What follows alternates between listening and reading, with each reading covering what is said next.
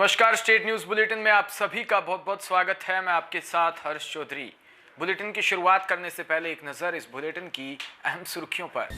जल्द भारत में मिलेगी कोरोना की सबसे सस्ती दवा। एक टेबलेट की कीमत होगी 59 रुपए।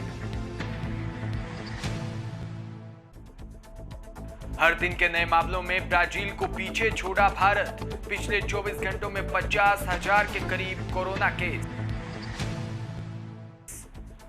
राज्यसभा सांसद Kirodi Lal Meena corona positive. MLA Babulal Berwa भी अस्पताल में भर्ती।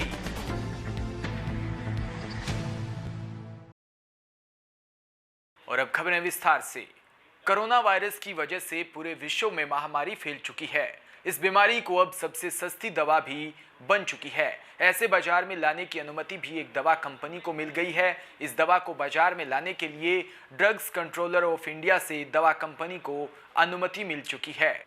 कंपनी का दावा है कि यह एंटीवायरल ड्रग है जो कोरोना वायरस से लड़ने में कोरोना मरीजों की मदद करेगी। इस दवा को फेविपिराविर के नाम से भी बाजार में बेचा जाता है। वहीं फाइनेंशियल एक्सप्रेस में छपी खबर के मुताबिक ब्रिटेन फार्मा ने कहा है कि फेविटोन 200 मिलीग्राम की टेबलेट में आएगी। एक टेबलेट की कीमत 59 रुपए होगी। यह कीमत मैक्सिमम रिटेल प्राइस होगी। इससे ज़्यादा कीमत पर यह दवा नहीं बेची जाएगी। वहीं ब्रिटेन फार्मा के सीएमडी राहुल कुमार दर्डा ने बताया कि हम चाहते हैं कि ये दवा देश के हर कोरोना मरीज को मिले। हम इसे हर कोविड सेंटर पर पहुंचाएंगे। हमारी दवा की कीमत भी फिक्स है। ये एक सस्ती दवा है। कंपनी ने कहा कि इस समय फेविपिराविर दवा की जरूरत सबको है। ये दवा उन मरीजों के लिए बेहतरीन है जिन्हें कोरोना का हल्का या मध्यम दर्जे का संक्रमण है। भारत में फेविपिराविर की डीसीजीआई ने कोरोना वायरस की आपातकालीन स्थिति को देखते हुए जून में अप्रूवल दिया था। अब इसे बाजार में लाने की अनुमति मिल चुकी है। वहीं ब्रिटेन फार्मा जापान की फूजी फिल्म तायोमा केमिकल कंपनी के साथ एविगन नामक दवा बना रही है। यह दवा फेविटोन का जेनेरिक वर्जन है। तो देश में कोरोना का कहर लगातार जारी है। शुक्रवार सुबह भारत में कोरोना संक्रमण के 49,310 नए मामले दर्ज किए गए, जो अब तक का सबसे बड़ा रिकॉर्ड है। इसके साथ ही भारत में कोरोना संक्रमितों की संख्या 13 लाख के करीब पहुंच गई। केंद्रीय स्वास्थ्य व परिवार कल्याण मंत्रालय के मुताबिक 740 और लोगों की मौत इस महामारी के कारण हुई। इससे पहले गुरुवार को 45,720 नए केस सामने आए थे और 1129 लोगों की मौत हुई थी। देश में जिस तरह से कोरोना के मामलों में वृद्धि देखी जा रही है वो बेहद खराब है। पिछले कई दिनों से देश में 35,000 से ज्यादा केस सामने आ रहे हैं। दुनिया में सबसे तीसरे नंबर पर अधिक प्रभावित देश भारत में अब 3 दिन में 1 लाख नए मामले आ रहे हैं। शुक्रवार को जिस तरह 50,000 केस आए वो काफी डरावने थे। अगर इसी तरह रफ्तार में केस सामने आते रहे तो कोरोना मरीजों की संख्या बढ़ती जाएगी। तो कोरोना मरीजों की संख्या में काफी बढ़त भी होगी। अमेरिका में कोरोना संक्रमितों की संख्या 40 लाख के करीब पहुंच गई। अमेरिका में महामारी की बुरी स्थिति का अंदाजा इस बात से भी लगाया जा सकता है कि वहां हर घंटे संक्रमण के 2600 नए मामले दर्ज किए जा रहे हैं। दुनिया के किसी भी देश में संक्रमण फैलने की दर इतनी तेज नहीं है। अमेरिका में कोरोना संक्रमण का पहला मामला 21 जनवरी को रिपोर्ट हुआ था। कोरोना संक्रमण के 10 लाख मामले रिपोर्ट आने में करीब अमेरिका में 98 दिन लगे थे और अगले 43 दिनों में देश में कोरोना संक्रमण के मामलों की संख्या बढ़कर 20 लाख हो गई और उसके अगले 27 दिनों में ये आंकड़े बढ़कर 30 लाख हो गए थे। लेकिन संक्रमण के और 10 लाख मामले रिपोर्ट आने में केवल 16 दिन लगे, जिसके साथ ही अमेरिका में कोरोना संक्रमितों की कुल संख्या 40 लाख हो गई। तो खबर सरदार शहर से, जहां काका कॉलोनी की जनता के साथ जलदाय विभाग के अधिकारी अधिशासी अभियंता गोविंद प्रसाद द्वारा अभद्र भाषा का प्रयोग किए जाने और गुंडागर्दी किए जाने के विरोध में राष्ट्रीय तेजवीर सेना ने उपखंड अधिकारी को प्रदर्शन कर ज्ञापन दिया। इस दौरान संगठन के तहसील अध्यक्ष राकेश चौधरी ने बताया कि अधिकारी ने गुंडागर्दी करते हुए पानी की समस्याएं रख रहे काका कॉलोनी वासियों के साथ अभद्र व्यवहार किया और गंदी गंदी गालियां दी। वह मीडिया कर्मी के साथ भी बदसलूकी करते हुए हाथापाई की, जिससे कि हमारे संगठन के कड़े शब्दों में भर्त्सना करता है। साथ ही राजस्थान सरकार से हमारा संगठन मांग करता है कि समय रहते इस प्रकार के अधिकारी पर उचित कार्रवाई की जाए, नहीं तो आने वाले समय में राष्ट्रीय जाट तेजवीर सेना बड़ा आंदोलन करेगी।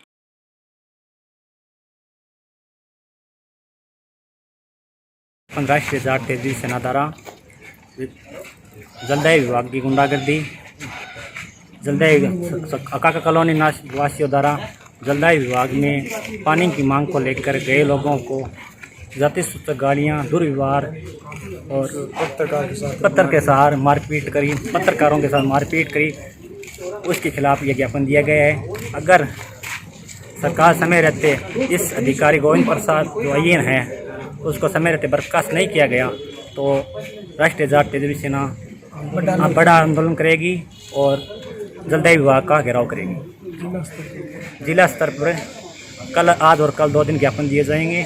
सरकार को संवेदनशील होकर जनता के प्रति विश्वास दे कि सरकार चुनी गई सरकार द्वारा जनता के हित में गोविंद प्रसाद को तुरंत प्रभाव से बर्खास्त किया जाए। आपका नाम? राकेश चौधरी, राष्ट्रीय। तो वहीं पानी मांगने आए काका कॉलोनी के लोगों व पत्रकारों के साथ आपनी योजना के एक्सियन की ओर से किए गए दुर्व्यवहार के मामले के विरोध में गुरुवार को एनएसयूआई व युवा कांग्रेस के कार्यकर्ताओं ने आपनी योजना के कार्यकाल के ताला लगाकर आगे धरने पर बैठ गए व जमकर नारेबाजी कर एक्सियन को निलंबित करने की मांग की। कार्यालय के ताला लगाने पर अंदर कैद हुए कर्मचारियों ने पुलिस को सूचना दी। सूचना मिलते ही थानाधिकारी महेंद्र दत्त शर्मा में जाप्ता कार्यालय में पहुंचकर धरने पर बैठे कार्यकर्ताओं को समझाइश कर 1 घंटे बाद ताला खुलवाया। इसके बाद एसडीएम रीना छिंपा व तहसीलदार सुशील सैनी मौके पर पहुंचकर कार्यकर्ताओं से बातचीत की, लेकिन कार्यकर्ता एक्सियन को निलंबित करने की मांग पर अड़े रहे। इसके पश्चात एसडीएम ने उच्च अधिकारियों से वार्ता कर कार्यकर्ताओं को आश्वासन दिया, तब जाकर एनएसयूआई व युवा कांग्रेस के कार्यकर्ताओं ने धरना समाप्त किया। वहीं 1 दर्जन से अधिक संगठनों ने उपखंड अधिकारी को ज्ञापन सौंपकर आपनी योजना के एक्सियन गोविंद जांगड़ी के खिलाफ सख्त कार्रवाई करने की भी मांग की। लोगों ने बताया कि एक्सियन को कोई भी पानी के लिए ज्ञापन देने आता है तो उसके साथ दुर्व्यवहार करने के साथ राजकार्य में बाधा पहुंचाने का मामला दर्ज करवाने की धमकी देता है। वह कई गांवों व शहरों के वार्डों में पानी की समस्याएं चल रही है, फिर भी अधिकारी ध्यान नहीं दे रहा। इस अवसर पर एनएसयूआई के जिला अध्यक्ष किशनलाल सिंवर, यूथ कांग्रेस के जिला महासचिव गौरव कुरील, गिरधारी फुलकर, विशाल जाखड़, कयूम खान सहित अनेक कार्यकर्ता उपस्थित रहे।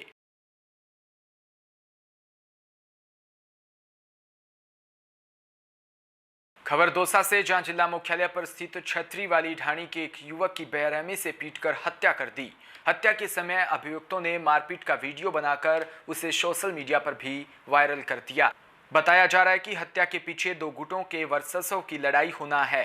जीवाराम गुट व कमलेश बागपुरा गुट के काफी दिनों से रंजिश चल रही थी। दोनों ही गुट आपस में मारपीट कर उसका वीडियो बनाकर सोशल मीडिया पर वायरल कर देते थे। देर रात कमलेश बागपुरा के गुट ने जीवाराम पर अचानक हमला कर दिया और 8 से 10 लड़कों ने हथियारों से लैस होकर बुरी तरह से मारपीट कर उसकी हत्या कर दी। वह मौके से फरार हो गए। पुलिस अधीक्षक मनीष अग्रवाल ने बताया कि अभी तक किसी भी पक्ष से कोई किसी भी तरह का मुकदमा दर्ज नहीं करवाया गया, क्योंकि मामला हत्या का है। वह सोशल मीडिया पर वीडियो वायरल हुआ है तो पुलिस खुद ही अनुसंधान कर मामले की जांच कर रही है और आरोपियों की तलाश जारी है। थाना महुआ 302 के केस में, इसमें ग्राम शाखा थाना महुआ में एक युवक की, जिसका नाम यादराम मीना है, 21 तारीख को सुबह 11 बजे दिन दहाड़े गोली मारकर उसकी दुकान पर हत्या कर दी गई थी। हमारे थानाधिकारी करण सिंह एवं सीओ महुआ शंकरलाल तुरंत मौके पर पहुंचे और एफएसएल टीम यहाँ से रवाना की गई। वहाँ पर घटनास्थल का मुआयना किया गया। घटनास्थल के मुआयने करने के बाद में वहाँ से पूछताछ की गई तो पता चला कि शायद हत्या करने वाला इनका रिश्तेदार ही है और इनका कोई आपसी लेन देन का विवाद है।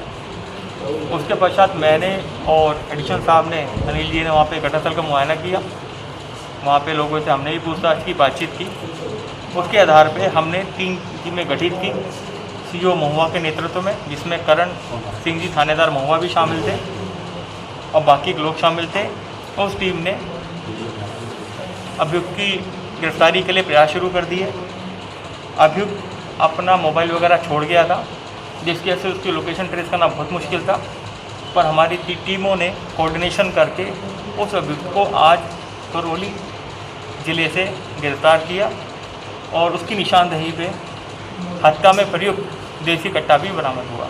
सर, लेन देन का मामला किस तरह का था? देखिए, आपस में सुनने में है कि एक ही घर में रहते थे ये, और इनका आपस में शायद ज़मीन को लेके कुछ आपस में लफड़ा था कि इनका क्या नाम कि एक ही घर है इनका, उसके हिस्सेदारी को लेके इनका आपस में झगड़ा था। भाई बंदा मतलब ये। हाँ, मतलब रिलेटिव लगते हैं आपस में।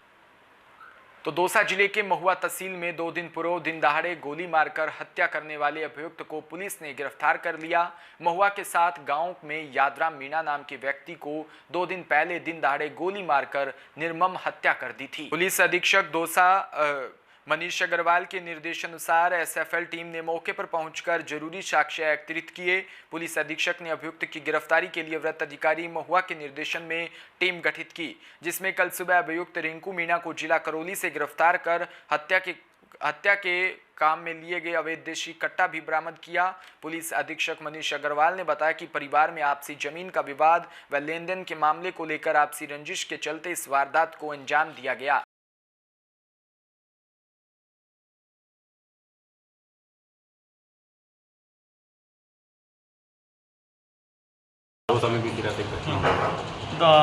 सुनने में आया कि लवाण में कल देर रात करीब 12:15 साढ़े 12 बजे के आसपास कुछ लोगों ने एक युवक की बेरहमी से पिटाई की। उस पिटाई के बाद उस युवक को जिला दौसा अस्पताल में भर्ती कराया गया। यहाँ से उसकी कंडीशन बिगड़ते देख उसे एसएमएस जयपुर रेफर कर दिया गया, जहाँ सुबह उसने अर्ली मॉर्निंग दम तोड़ दिया। इसकी बाबत हमारे पास अभी तक कोई ऑफिशियल एफआईआर के लिए कंप्लेंट प्राप्त नहीं हुई है, पर क्योंकि ये कॉग्निजेबल ऑफेंस है, इसमें उसकी मृत्यु हो गई है मार पिटाई के बाद में, तो हमने अपनी तरफ से टीम बना के उसमें जो लोग शामिल थे उनकी निशानदेही करनी शुरू कर दी और परिजनों से कंप्लेंट मिलने के साथ ही तुरंत पूरी कानूनी कार्रवाई अमल में लाई है। किसी तरीके की कोई गैंगवार है क्या सर? पहले भी दोनों पक्षों में इस तरीके की घटनाएं हुई है। देखिए, सुनने में आया है सोशल मीडिया के थ्रू, एक दो आपसे मीडिया कर्मियों भाइयों ने बताया कि गैंगवार है, पर अभी हमारे सामने इस तरह की कोई सूचना आई नहीं है। प्रत्यक्ष रूप से हम कहते हैं कि गैंगवार है। एक बार उनकी निशानदेही पूरी हो जाए, गिरफ्तारी हो जाए, तभी हम कह पाएंगे कि गैंगवार वाले ही हैं या कुछ और है।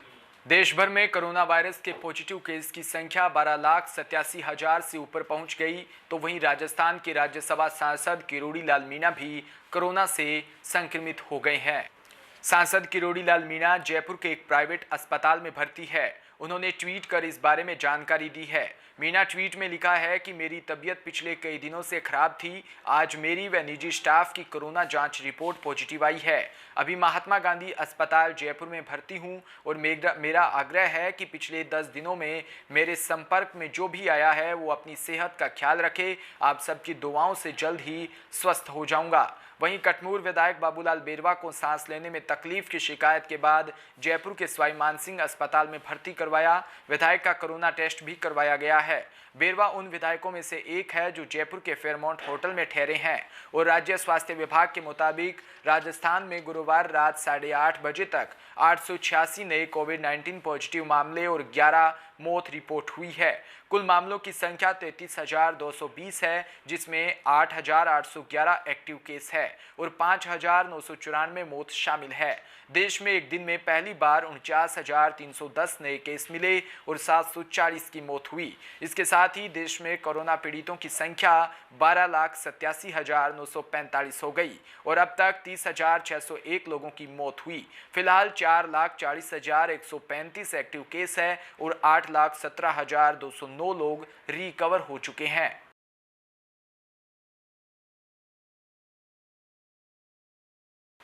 बाढ़, तबाही, नदियों का सैलाब, इन दिनों उत्तर भारत में कई राज्य इन्हीं संकट से जूझ रहे हैं, लेकिन सबसे गंभीर हालत बिहार में है।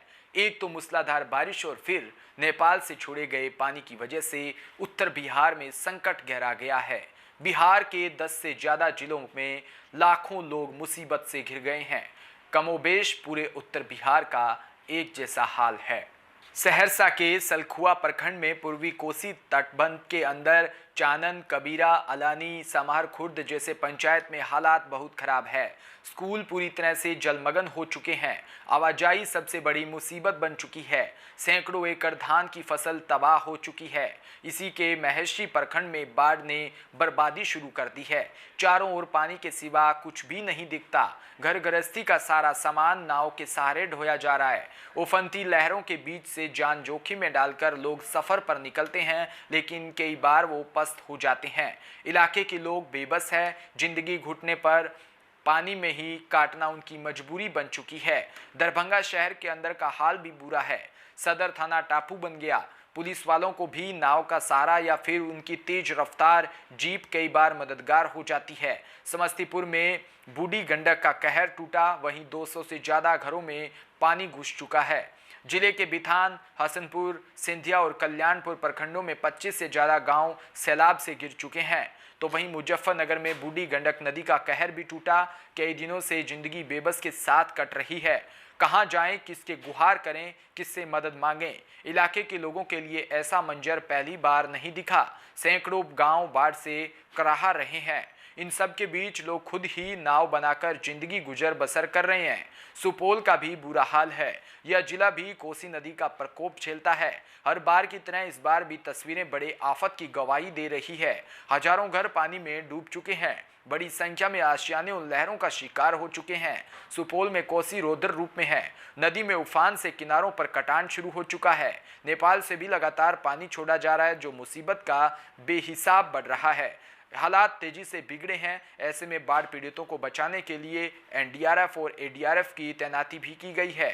मोतिहार में सड़कों से ऊपर मानो नदी बहने लगी है। कहीं कहीं सड़क बह गई। वहीं सुगोली में रिंग बांध टूट गया, जिससे कई गांवों में शामत आ गई। बिहार में कोसी, गंडक, बूढ़ी गंडक, बागमती, कमला बलान और महानगर का कहर जारी है। इन सभी नदियों का कनेक्शन सीधे सीधे नेपाल से है, यानी जब भी नेपाल पानी छोड़ता है तो उसका कहर इन नदियों के जरिए उत्तर बिहार पर टूटता है। बिहार 7 जिले पूर्वी चंपारण, पश्चिमी चंपारण, सीतामढ़ी, मधुबनी, सुपौल, अररिया और किशनगंज नेपाल से सटे हुए हैं। तो इसी के साथ इस बुलेटिन में इतना ही, और तमाम खबरों के लिए आप देखते रहिए डीपीके न्यूज़। नमस्कार।